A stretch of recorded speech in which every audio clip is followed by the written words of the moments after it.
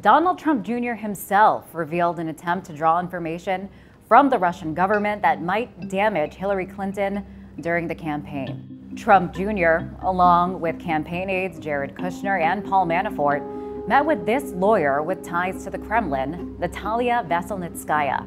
But when the meeting happened last June, the lawyer didn't have any dirt on Clinton. She wanted to talk about adoption and Russian sanctions. So who is she? And why did she reach out to the Trump campaign at all? Consider it a form of lobbying. Natalia Veselnitskaya wasn't just defending her client, she was defending the Russian Federation. It goes back to a law this man, Bill Browder, helped pass in 2012 called the Magnitsky Act. It was named after Russian lawyer Sergei Magnitsky, who exposed a $230 million tax scam involving Russian officials. He was later found beaten to death in a Russian jail.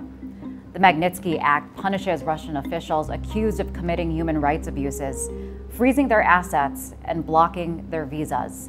This law infuriated Russian President Vladimir Putin. For years, it's been a top priority for him to get those sanctions lifted. As retaliation, Russia's government passed a law banning Americans from adopting Russian children. Browder, who we spoke to, pushed for the Magnitsky Act.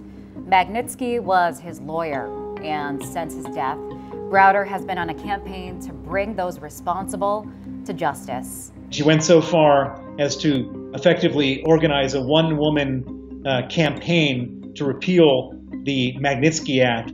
Veselnitskaya told the New York Times she does not work for the Russian government, but she represents clients that are close to the Russian government, and her lobbying efforts to get rid of the Magnitsky Act reflect one of the top foreign policy goals of the Kremlin. Browder thinks she should have been registered as a foreign agent to the U.S. So far, there has not been an investigation. And this raises a very serious question about this case and others, which is that if there is no enforcement of the Foreign Agent Registration Act, then there'll be lots of foreigners doing lots of dirty games in Washington. And I believe there probably have been. Two top Trump advisors eventually did register as foreign agents, including Paul Manafort, who was present for that meeting between Trump Jr. and the Kremlin-tied lawyer.